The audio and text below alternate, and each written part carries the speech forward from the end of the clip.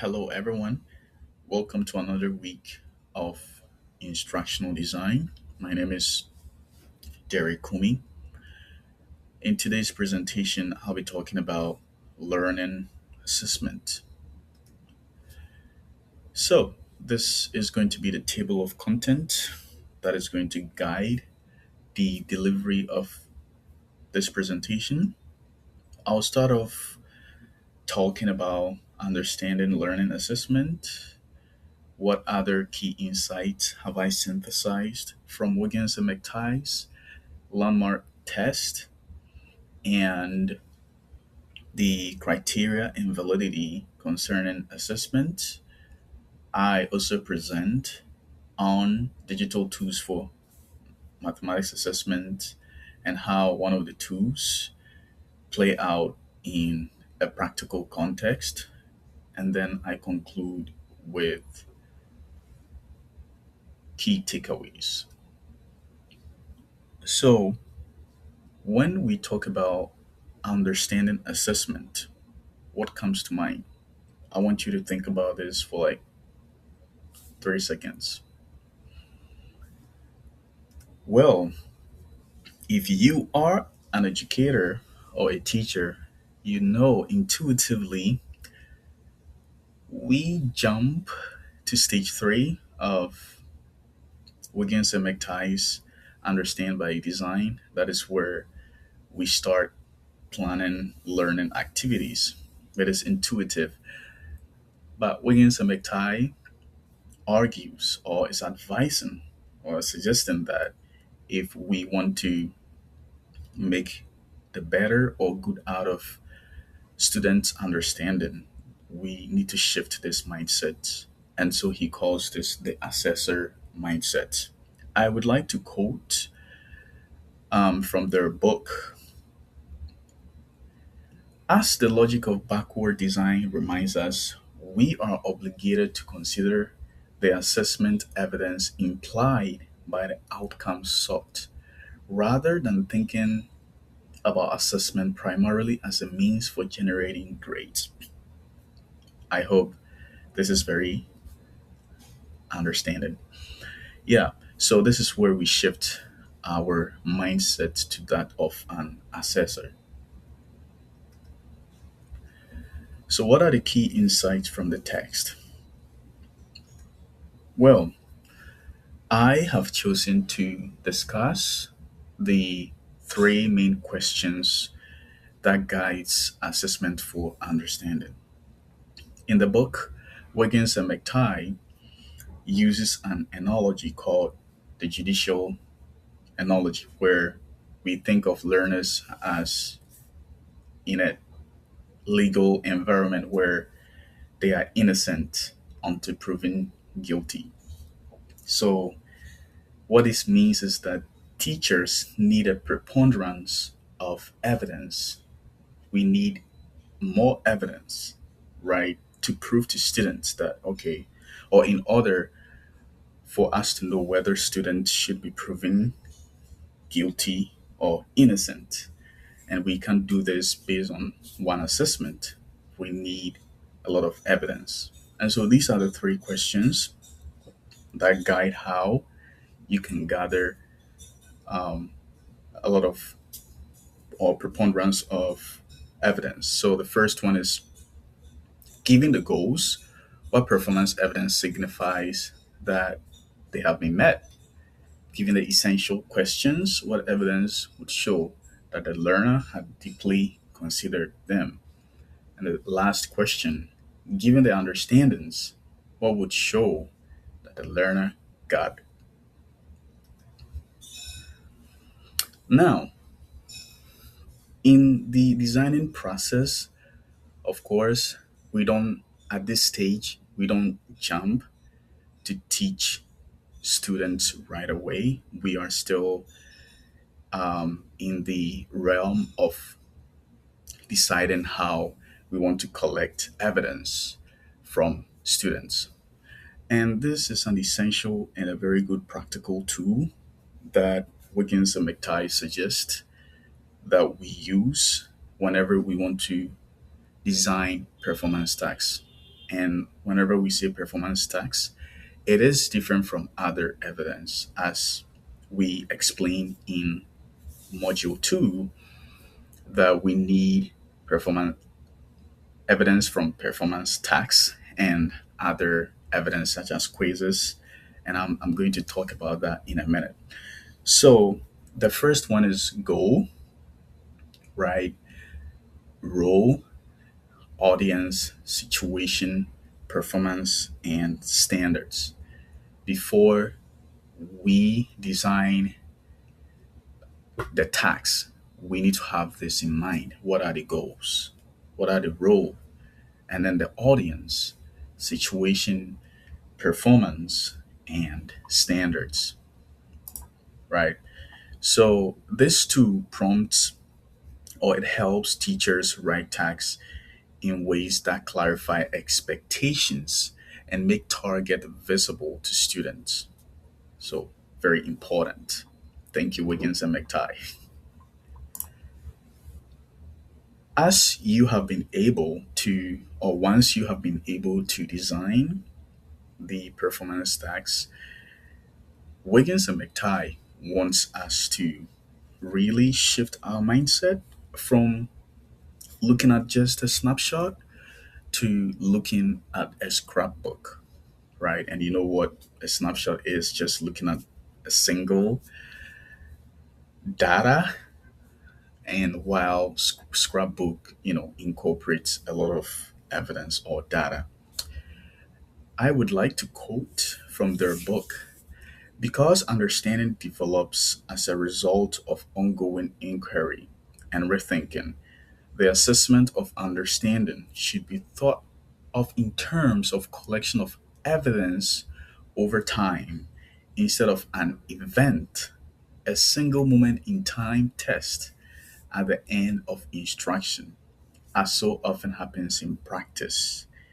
So,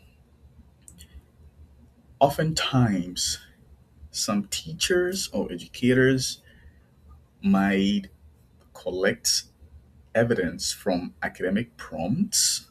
Others might collect evidence from informal checks for understanding, sometimes quizzes and test items. And we sometimes miss the bigger picture, that is performance tax, right? And that is where we transition from the realm of seeing grades, correct and right answers, to seeing something different, such as transferability. And that is the higher understanding. So when we look at these evidence, when we incorporate these evidence in our teaching, then after or at the end of every unit, we will be able to tell, okay, I trust the evidence that I have got, and I will say this student needs help, or this student has really understood the concepts.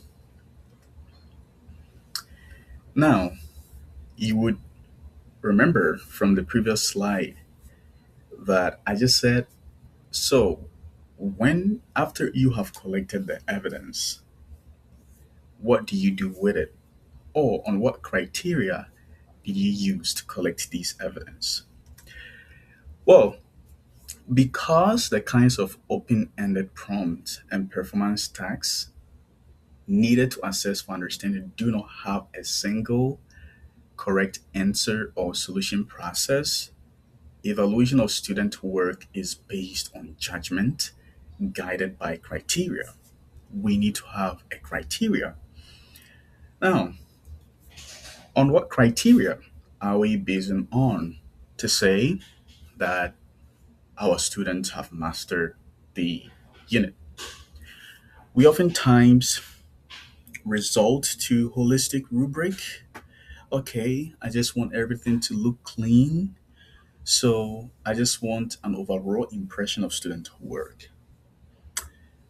That is not exactly okay. We need some kind of analytic rubric. And analytic rubric seeks to break down traits or characteristics into just like the book rightly said, that it divides a product or performance into distinct traits or dimensions and judges each separately. A student might be good at writing, for example, as a mathematics educator. There are students who are very good at converting word problems to symbolic equations. There are others too, they cannot do the other way around. So, do we say that, okay, if you are able to do from word problem to symbolic and you cannot do otherwise, we should outright say that you don't understand the concepts? No, we should be able to grade each trait because they are distinct. You can also remember from module 3 that we touched on the 6 facets of understanding a little bit. I am not going to go deeper into this as we have already talked about this, but why or what is this doing in the assessment process? So, these facets of understanding serve as criteria for assessing understanding and for designing assessment that elicit it. So, you ask yourself whatever problem you have given to students, are they able to explain, interpret, apply, perspective, empathy, and self knowledge? When you look at this very deeply, you understand that it's just like talking about Bloom's taxonomy of learning objectives. Each and every single one of these facets has a unique cognitive level or hierarchy attached to it. So, are you able to explain, interpret, apply? There are others who can explain, they can interpret, they can apply. So, we need to go through all these. Now, we can have a lot of evidence, as we have said, but there is always a challenge of validity. And let's look at this problem. Mrs. Metricus, a seventh grade teacher at Carson Middle School, makes up a 20 problem test on fractions. Jose gets 11 right. The teacher infers that Jose's control of the entire realm of fraction is very shaky, right? What do you think? Is it a valid conclusion? So, this story shows how validity problems arise from teachers or arise when teachers infer broad understanding from limited or confounded evidence. So, the fact that Jose gets 11 out of 20 correct, it does not guarantee that the teacher should assume that he has his understanding of fractions are weak. But however, when we incorporate understand by design framework and its assessment component, it pushes us to ask, are the items representative, or is there like a language barrier somewhere? Because it might mean that when Jose was answering the problem, he might have a problem with the wording, and we should be able to tell, or we should be able to differentiate between mathematical ability and language. So we should make sure that we don't have any of these barriers to be able to tell that indeed the 11 that Jose got is exactly his performance. What are the digital tools for mathematics assessment? So in fact, the list are exhaustive, but I decided to just focus on these four. There are a lot of them. The first one is GeoGebra.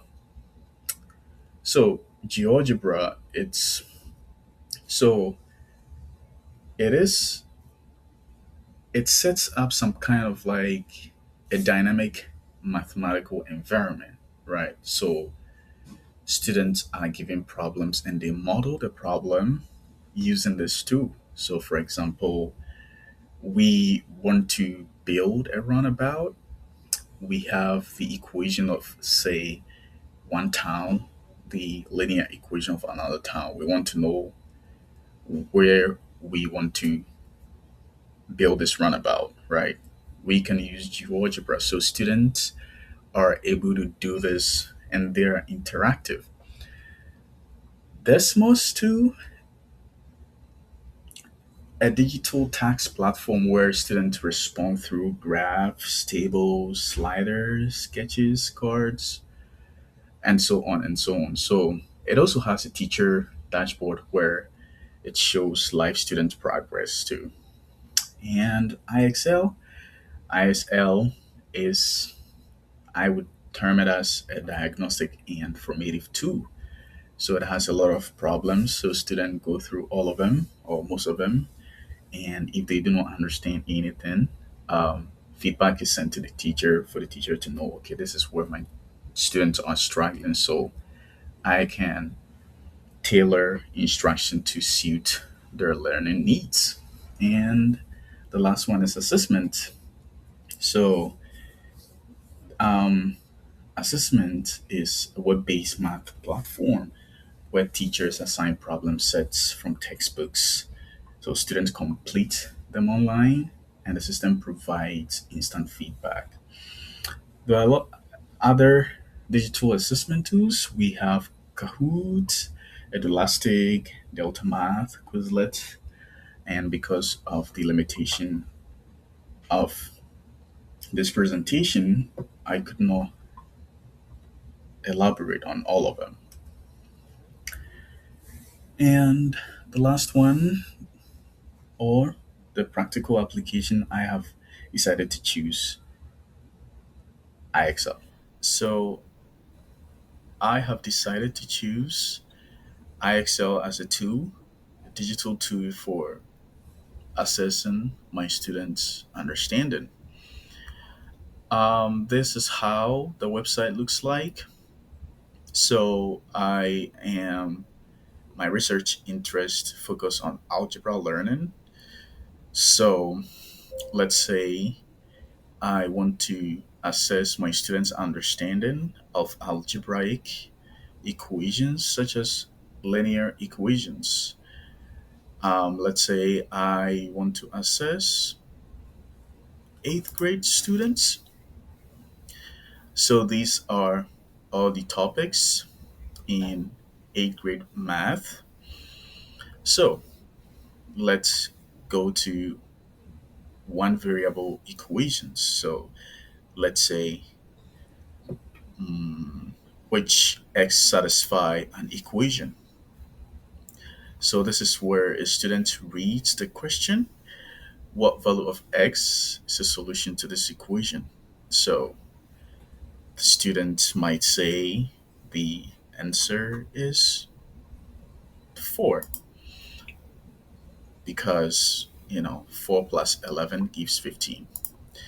And IXL says correct. Now, why IXL? Because just like I explained in the previous slide, it is used as both a diagnostic and formative evidence, right? So as students do this, it is an indication to me of how they are progressing and where they need help. And that is why it's very important to use IXL for formative assessment. And because of the component of transferability when it comes to understand by design framework by Wiggins and McTighe, we want students to be able to transfer whatever they have learned pushing these symbols. And as you can see, these only ask for right or wrong answers. And the transferability component asks for something more, right? So after students have gone through this, you don't just use, or personally, I would not just use IXL to assess students for understanding. However, it's part of the assessment process, but then it ends with making them model, let's say, a real world instance, and they write out real world instance in an equation form. So it could be, okay, a gym charges a $20 sign up fee plus $15 per month. Another gym has no fee but charges $18 per month. Write and solve an equation to find when the costs are equal.